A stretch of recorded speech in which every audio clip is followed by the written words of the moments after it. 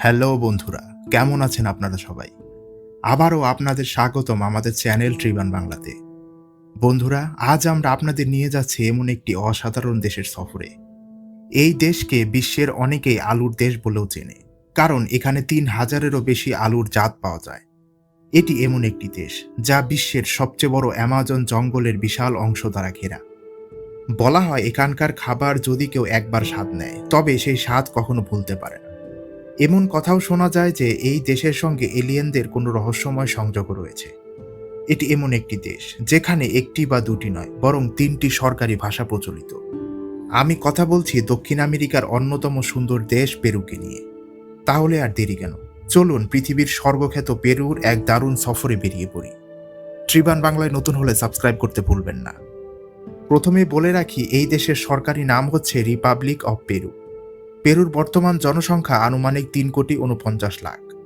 পেরুর অধিকাংশ মানুষ শহরাঞ্চলে বাস করে, যা প্রায় 81%, আর তুলনামূলক কম মানুষ গ্রামে বাস করে। পেরুর রাজধানী হচ্ছে লিমা, যা দেশটির সবচেয়ে বড় শহরও বটে। মজার বিষয় হচ্ছে পেরুর মোট জনসংখ্যার প্রায় ১/৪ মানুষ শুধু লিমা শহরেই বাস করে।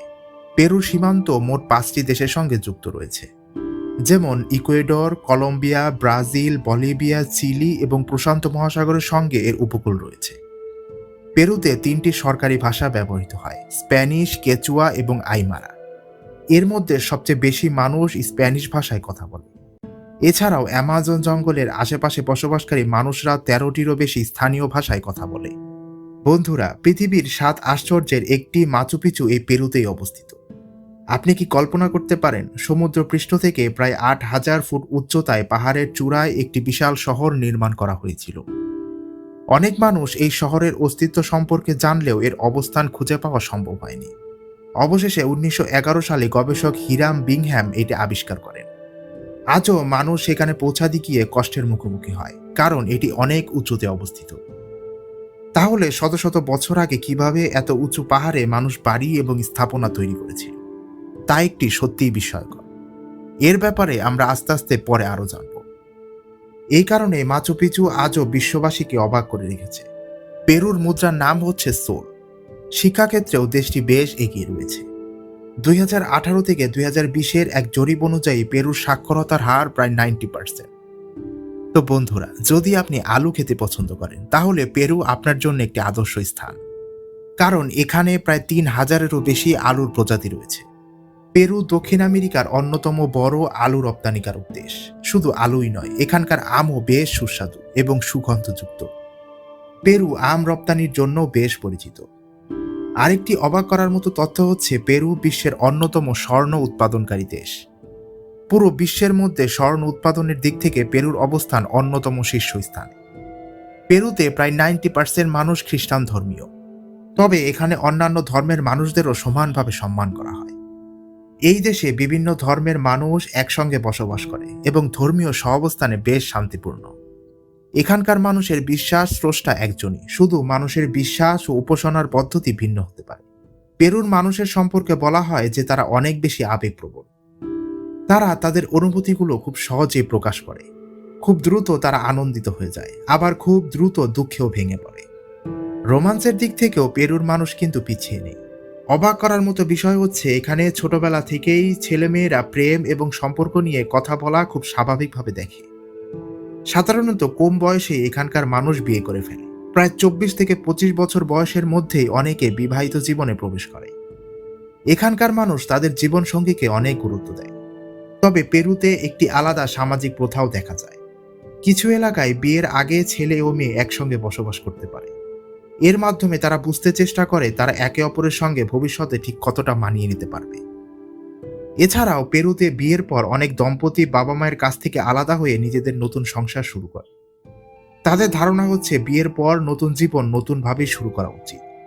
তাই বিয়ের পর অনেকেই স্বাধীনভাবে নিজেদের পরিবার গড়ে তুলতে পারে। পৃথিবীর অন্য প্রান্তের মানুষদের কাছে এটি খুবই অদ্ভুত লাগলেও পেরুর জন্য এটি নিত্যদিনের একটি স্বাভাবিক ঘটনা। পৃথিবীর বেশিরভাগ মানুষ সমুদ্রপৃষ্ঠের কাছাকাছি এলাকায় বসবাস করে, যেখানে বাতাসে অক্সিজেনের পরিমাণ স্বাভাবিক থাকে। কিন্তু পেরুর আন্দিজ পর্বতমালার উঁচু অঞ্চলে বসবাসকারী মানুষের জীবন সম্পূর্ণ ভিন্ন। আন্দিসের অনেক শহর ও গ্রাম সমুদ্রপৃষ্ঠ থেকে প্রায় 3,000 থেকে 4,000 মিটার উঁচুতে। এত উচ্চতায় বাতাস অনেক পাতলা হয়ে যায় এবং অক্সিজেনের পরিমাণ উল্লেখযোগ্যভাবে কমে যায়। সাধারণত নিচু এলাকার কোনো মানুষ হঠাৎ এমন উচ্চতায় গেলে শ্বাসকষ্ট, মাথা ঘোরা, ক্লান্তি এবং উচ্চতাজনিত অসুস্থতায় ভুগতে পারে। কিন্তু আশ্চর্যের বিষয় হচ্ছে আন্দিজ অঞ্চলের বহু পেরুভিয়ান এই পরিবেশের সাথে সম্পূর্ণ অভিযোজিত। তারা স্বাভাবিকভাবে সেখানে জীবনযাপন করে। শত শত বছর ধরে এই উচ্চভূমিতে বসবাস করার ফলে তাদের শরীরে বিশেষ ধরনের জৈবিক অভিযোজন করে উঠেছে। গবেষণায় দেখা গেছে পেরুর মানুষদের ফুসফুস তুলনামূলকভাবে বড় হতে পারে এবং তাদের রক্তে অক্সিজেনের পরিবহনের ক্ষমতাও বেশি। তবে তারা কম অক্সিজেনযুক্ত পরিবেশেও সহজে কাজ করতে পারে, দীর্ঘ পথ হাঁটতে পারে এবং দৈনন্দিন জীবন নির্বিঘ্নে চালিয়ে যেতে পারে। তবে এই অভিযোজন ক্ষমতা কিন্তু একদিনে তৈরি হয়নি। প্রজন্মের পর প্রজন্ম ধরে কঠিন পাহাড়ি পরিবেশে বসবাসের ফলেই এটি বিকশিত হয়েছে। বন্ধুরা, পৃথিবীর সেরা খাবারের তালিকায় পেরুর নাম সবার উপরের দিকেই আসে। পেরুর অন্যতম জনপ্রিয় খাবারের নাম হচ্ছে সেভিচে। এটি দেশটির জাতীয় খাবার হিসাবেও বেশ পরিচিত। সেভিচে মূলত কাঁচা মাছ দিয়ে তৈরি করা হয়, যা লেবুর রস, মরিচ এবং পেঁয়াজের সঙ্গে মিশিয়ে প্রস্তুত করা হয়। যারা পেরুর খাবারের কথা ভাবে তাদের অনেকের মনেই সর্বপ্রথমে মাথায় আসে সেভিচে। এখানকার খাবারে অনেক মশলা এবং স্বাদের বৈচিত্র্য রয়েছে। বাংলাদেশ এবং ভারতের মতো পেরুতে মশলার ব্যবহার খুব স্বাভাবিকভাবেই দেখা যায়। আপনি যদি মাংসপ্রেমী হন তাহলে এখানকার খাবার আপনার কাছে অসাধারণ লাগতে পারে। এইবার চলুন পেরুর ভ্রমণ স্থানের দিকে একটু নজর দেওয়া যাক। সর্বপ্রথমেই রয়েছে বিখ্যাত মাচু পিচু, যা সমুদ্রপৃষ্ঠ থেকে প্রায় ৮,০০০ ফুট উচ্চতায় অবস্থিত। এই শহরটি বিশ্বের ৭টি আশ্চর্যের একটি। মাচু পিচুকে অনেকেই হারিয়ে যাওয়া শহর বলে অভিহিত করেছেন। এটি ইনকা সাম্রাজ্যের সবচেয়ে পরিচিত প্রতীকগুলোর মধ্যে একটি। ইনকা ছিল দক্ষিণ আমেরিকার অন্যতম শক্তিশালী এবং উন্নত এক সভ্যতা। তারা মূলত বর্তমানে পেরু অঞ্চলে বসবাস করত এবং ১৩০০ থেকে ১৬০০ শতকের মধ্যে বিশাল এক সাম্রাজ্য গড়ে তোলে, যা একসময় বর্তমানের Peru, Ecuador, Bolivia, Chile, Argentina এবং কলম্বিয়ার বেশ কিছু অঞ্চল জুড়ে বিস্তৃত ছিল। পেরুর আন্দিজ পর্বতমালার উঁচু চূড়ায় অবস্থিত এই নগরী ১৫০০ শতকে ইনকা সাম্রাজ্যের গৌরবের প্রতীক হিসাবে পরিণত হয়। কিন্তু এর পেছনের ইতিহাসও আরও অনেক বেশি পুরনো। একজন গবেষক আধুনিক প্রযুক্তি, বিশেষ করে লাইডার স্ক্যানিং ব্যবহার করে মাচু পিচুর প্রকৃত উৎস অনুসন্ধানে বের হন। তার লক্ষ্য ছিল খুঁজে বের করা ইনকারা কি একটি নতুন সম্পূর্ণভাবে নগরী তৈরি করেছিল, নাকি তারা তাদের প্রাচীন সভ্যতার জ্ঞান এবং বিশ্বাসের উপর ভিত্তি করেই এটি তৈরি করেছিল।